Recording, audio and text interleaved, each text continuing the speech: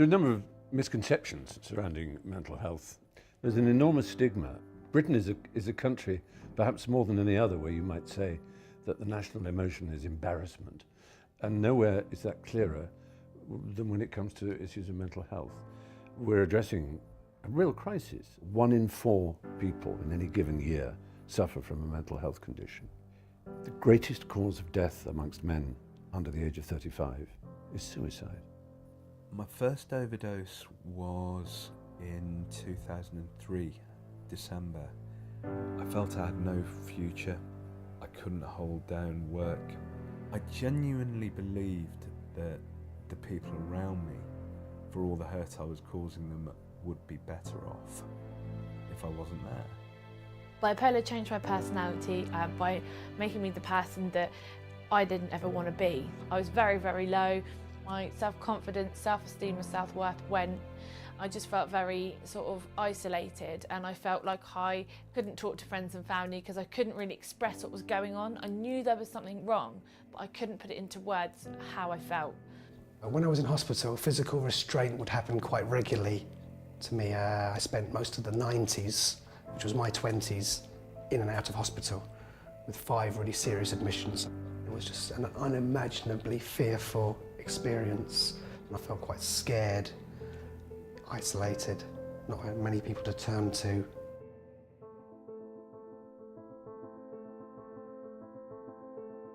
Someone mentioned Mind to me. I went down one evening and I was fortunate that one of the staff there was able to spend some time with me.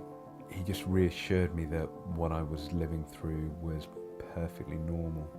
I began to develop relationships and friendships with people who I could actually speak openly with about my mental illness. People who, as I put it, they got it. My first experience of Mind was through a recovery centre in Hackney called IRE Mind. Just went there and it was fantastic staff, discussion groups, art, empathy, compassion is at the forefront of their organisation. They really do help people, and they care as well, and it's very, very obvious that they're there because they want to help people, not just because it's their job. There's something really extraordinary about the Mind Network and the work we do with people with lived experience of mental health problems. Sometimes people come to us because they need our help and support, but as they receive that help and support, they're often then become part of our movement for change. I got in touch with the media team and they asked me if I would like to be involved in a couple of the projects. Over the last couple of years we've been campaigning on the issue of restraint, which is when somebody's being held down against their will. Gary was very involved in the campaign from the start, and he really helped to bring the campaign to life by sharing his very traumatic experiences so that people could understand what it feels like to be restrained. Just sharing that lived experience, which is so important. A lot of the experiences, once you talk about them, I'm sure it does take away a lot of the fear and normalises it a bit. Because Solent Mind have helped me, I want to give back and help others because of the fantastic work they did with me. They started coming up with different ideas that I could do, and one of them was to start going into colleges. My name's Avi and I'm from the mental health charity Solent Mind, and we raise awareness and understanding of mental health in a project that I run called Heads Up, which is for young people, and just to get an understanding of what mental health is and how important it is to talk about mental health. I thought, you know what, I'm going to raise some money for Mind, because I'd never forgotten the impact that Mind had had on my life. I'm now currently approaching the end of 12 months of fundraising for Mind. It was the most amazing experience of my life, running the Virgin Money London Marathon for Mind. The crowds were absolutely fantastic. Mind constantly say that no one should live with a mental illness alone, and that's my mission, to help them to achieve that and help others in the same way that they helped me those years.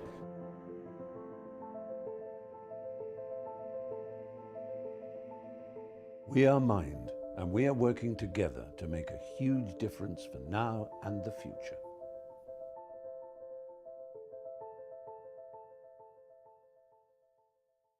Mental health problems affect 1 in 4 of us. Join Mind now in the fight for mental health.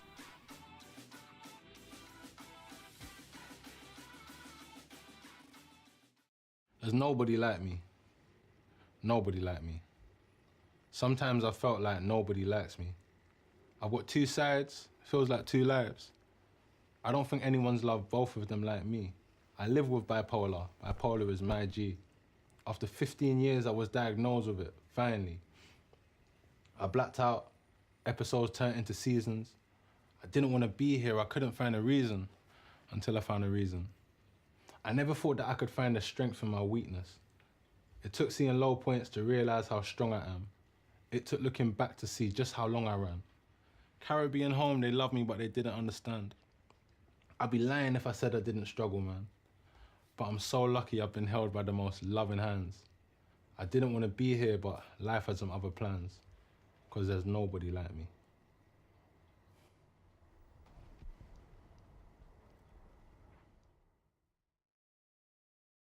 £40 could help keep Mind's supportive online community side by side, open for another hour, helping to connect people and feel less alone.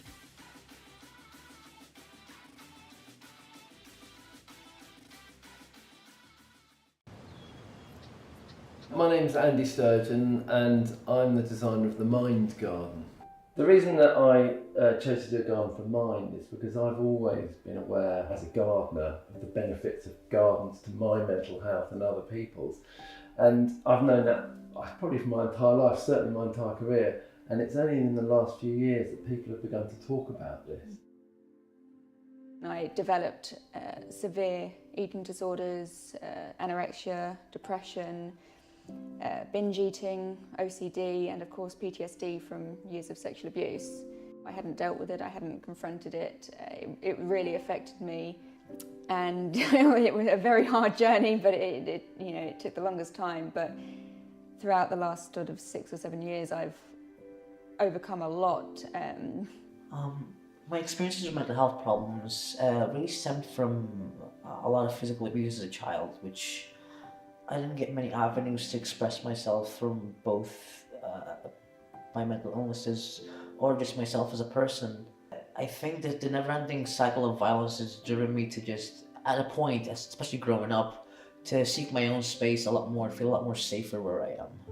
And so the idea for the Mind Garden was to create a series of curved walls. And I had this idea that I could gather the walls together in a way that it sort of explained something like a conversation. It sits within a birch forest, basically.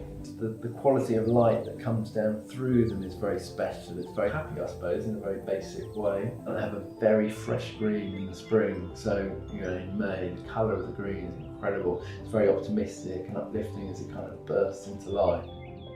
When my partner died a number of years ago, and there were two things that got me through. One was not even gardening, it was standing in the garden mostly, and the other thing was the people around me, the talking. I drank a lot of tea, but it was always because it was all the people talking, and then it was about friends and family and everything else, but it was about having the conversation. There's been loads of talk about gardens are good for you and stuff, and I thought this was a really good way to get it right in a mainstream way, all the people going and seeing it, so that actually, continues those conversations. It's a beautiful way to kind of give it a stage, because I think the biggest thing with mental health is the stigma and the shame that comes with it. I even certainly still feel it doing what I do. I still feel a bit afraid of talking about stuff. If you find the inner strength to reach out to just one person, that can make all the difference. I can talk about it, and it's okay, because times are changing, and they're changing for the better.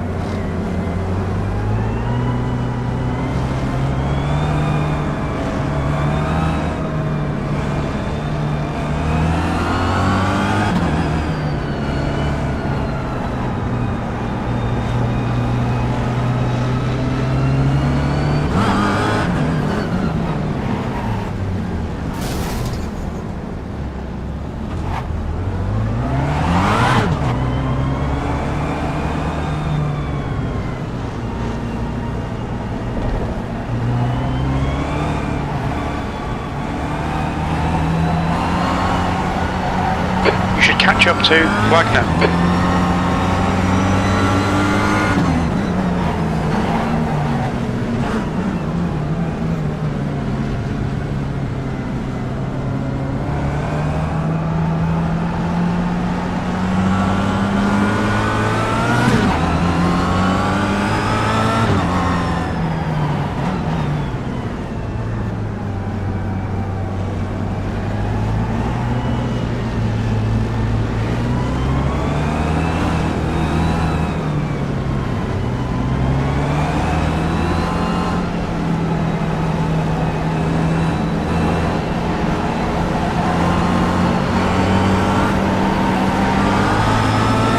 Go.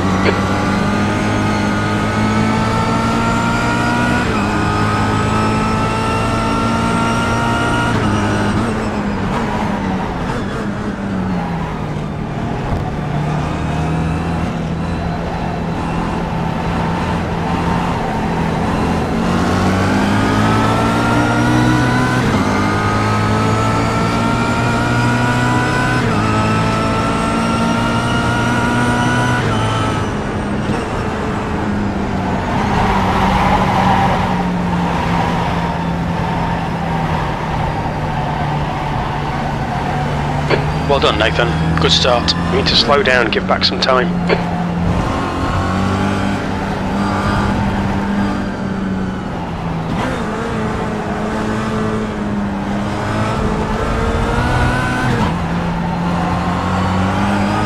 Yellow flag.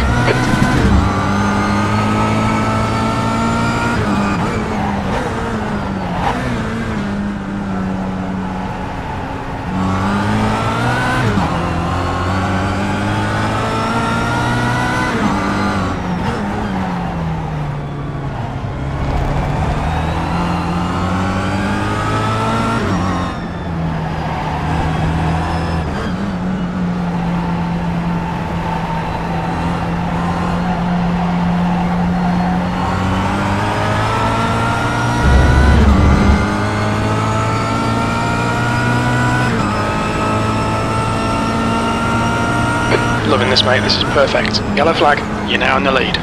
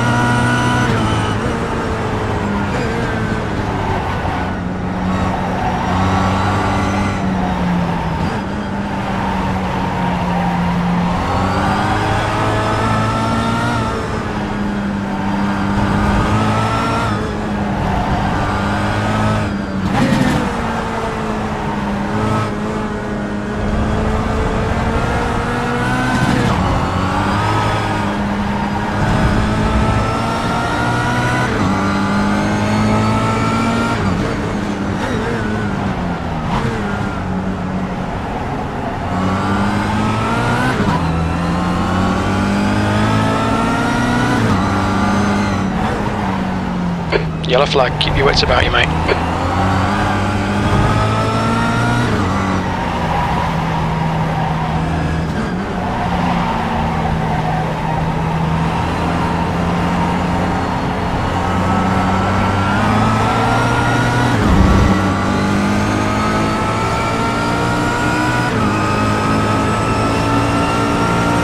That lap was a 1:32.6.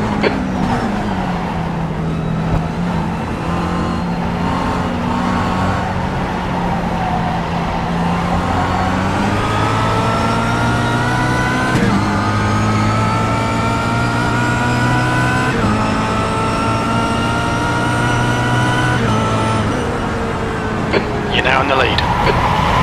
Sector 1 is 1.1 off the pace.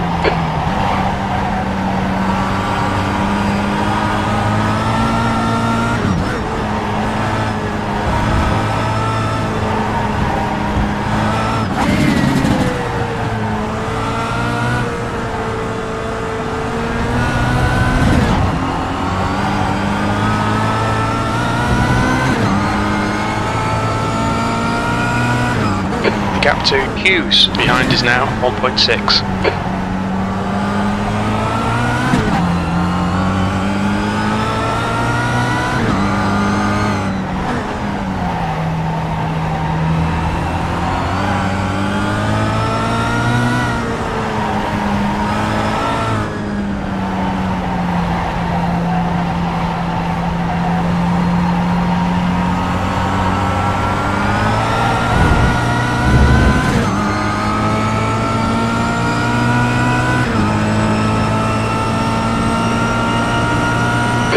lap time was at 1:31.5. You're a tenth off in Sector 1.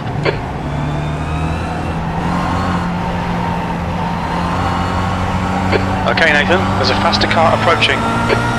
20 minutes remaining, you've got 20 minutes left.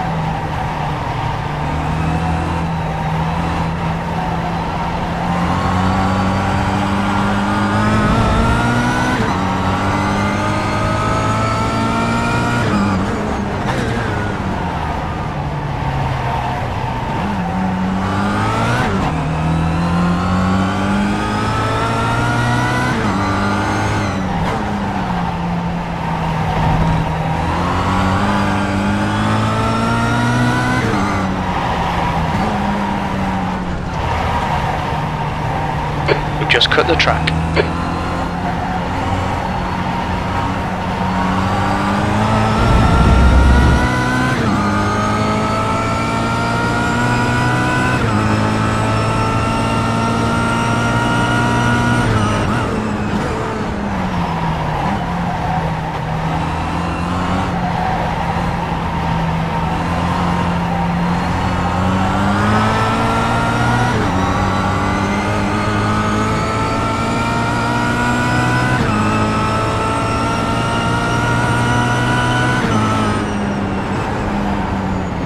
Sector 1 is 0.4 off the pace.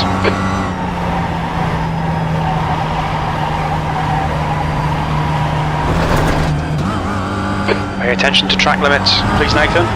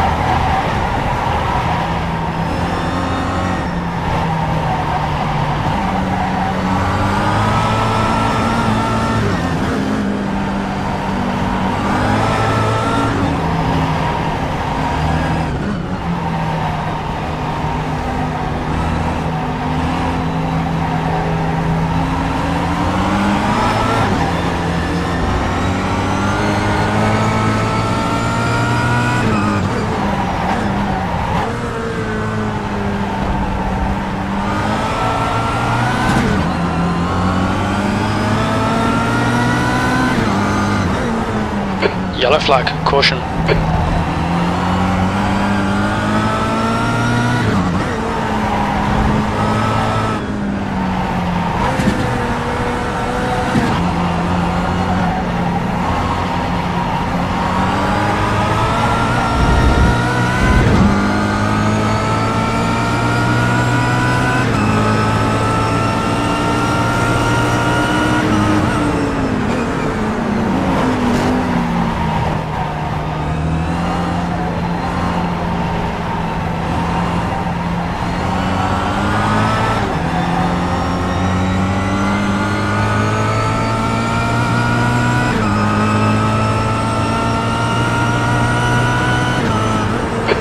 to Hughes. Behind is now 7.6.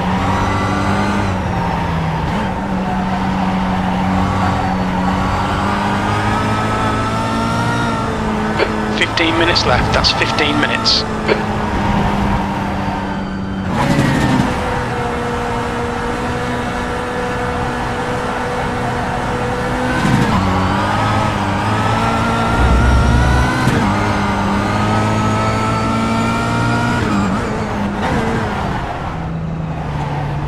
Sector 2 is 0.4 off the pace.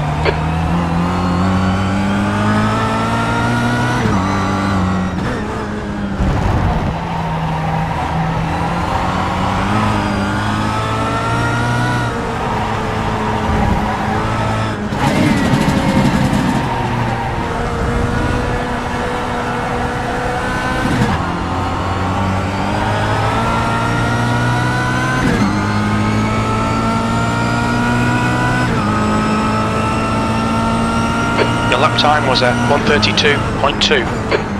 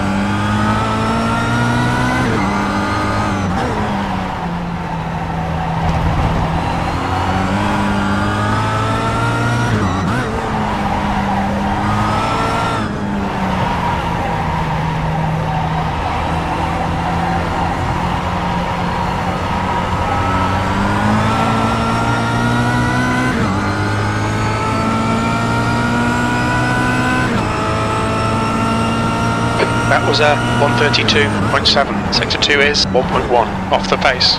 You're halfway home. Your fuel is fine.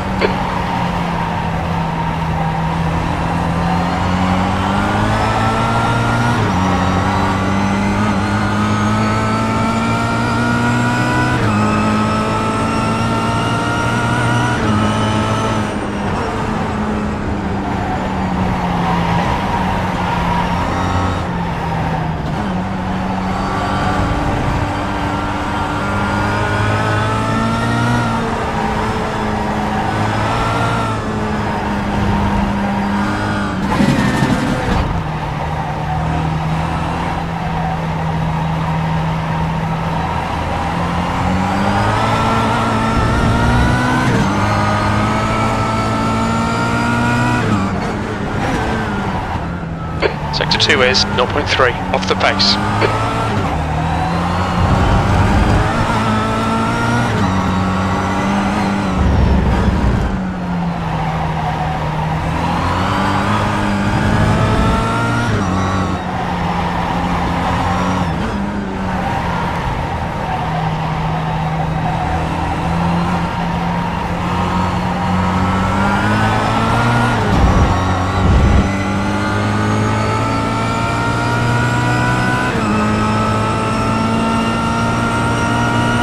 Last lap was at 1:32.0.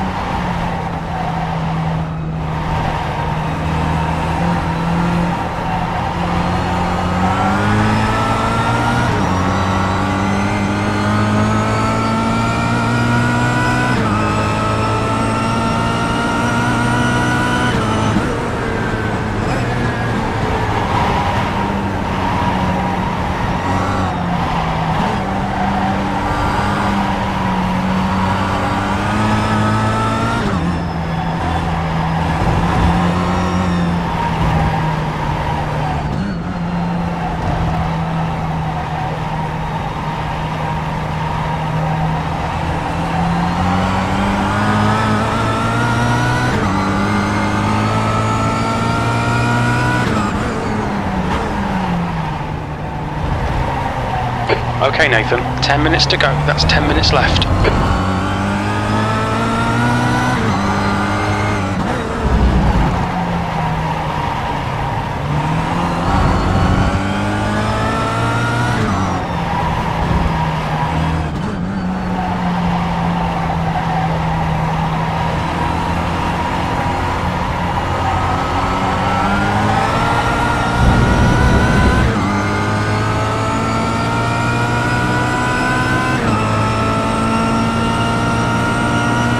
Sectors 1 and 2 are 0.4 off the base. Sector 3 is 0.7 off the base.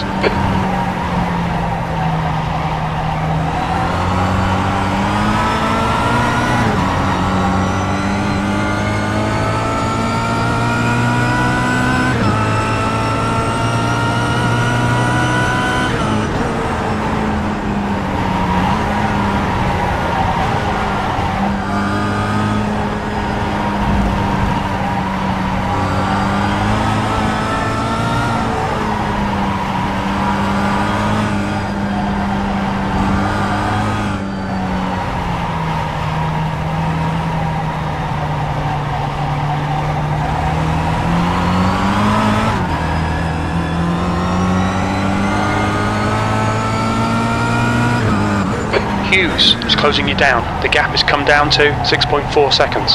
Sector 2 is 1.5 off the base. There's a faster car approaching. He's racing us for position. Don't expect a blue flag.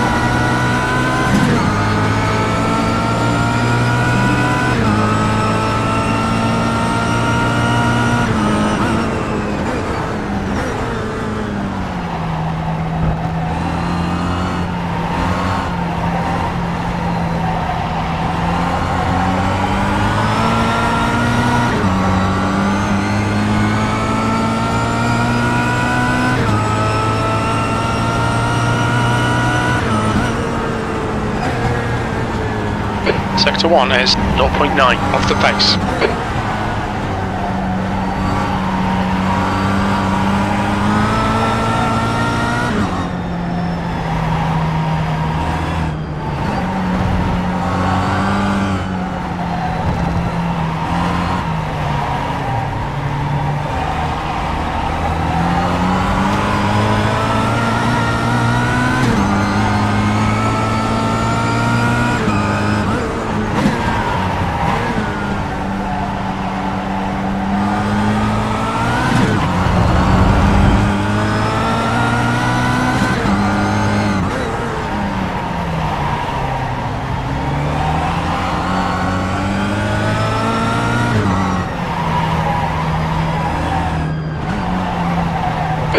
5 minutes remaining. Bring it on home, you're the man.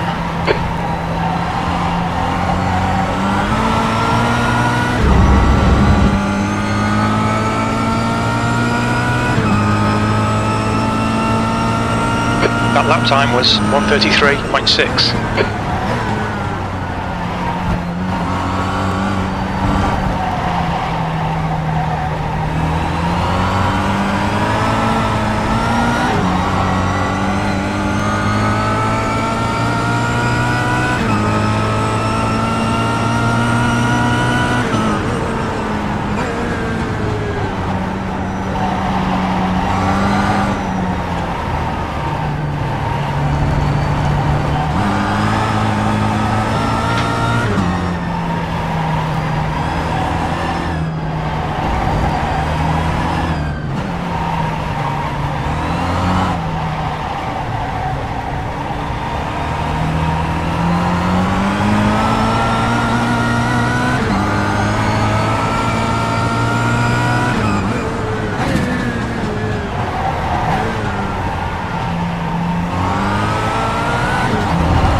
Faster class cars are catching you up.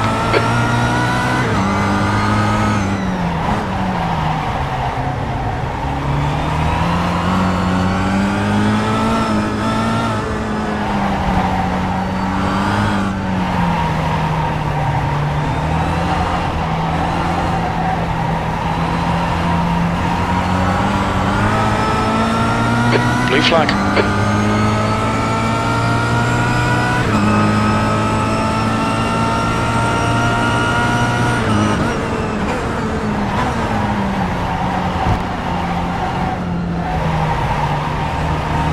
Blue flag.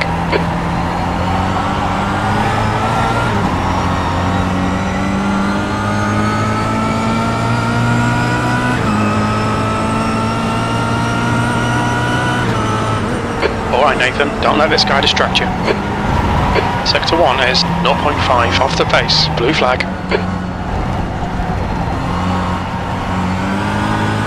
There's faster cars approaching. The group includes the class leader.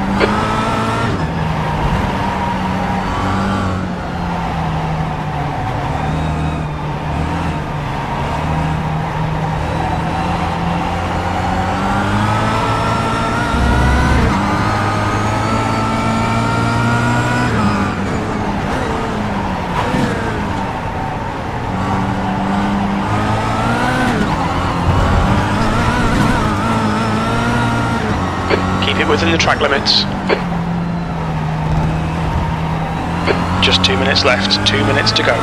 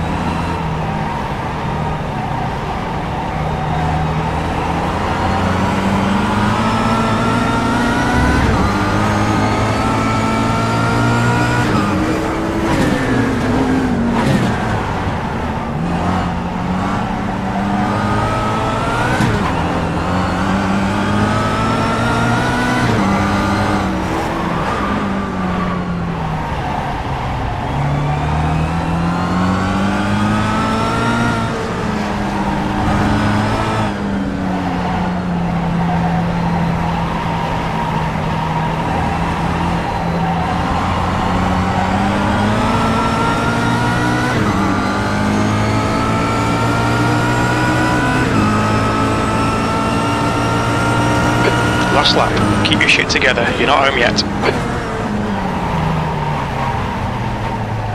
Faster car approaching. They're racing us for position. Don't expect any blue flags. Okay, Nathan. You've used half your fuel.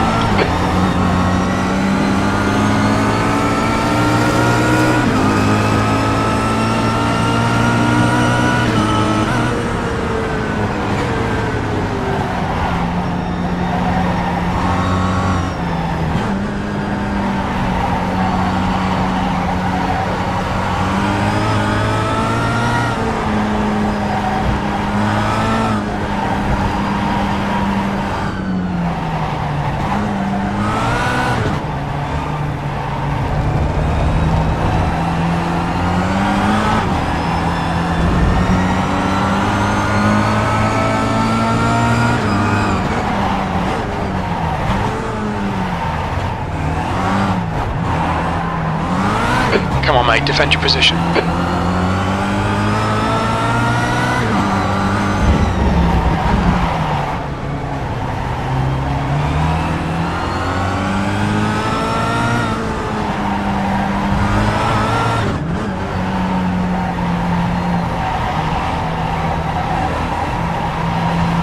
Two minutes to go, 2 minutes.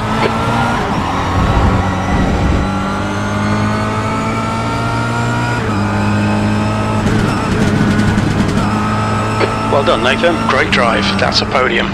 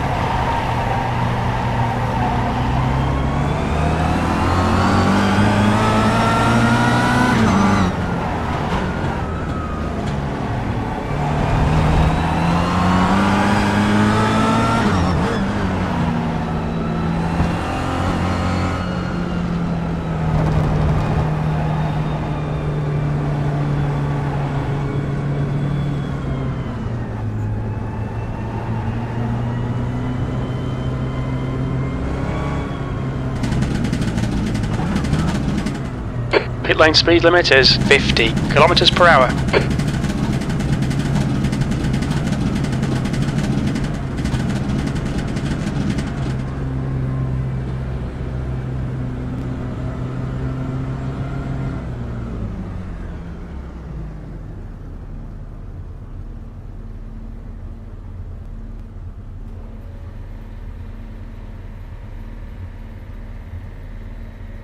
Mental health problems affect 1 in 4 of us. Join Mind now in the fight for mental health.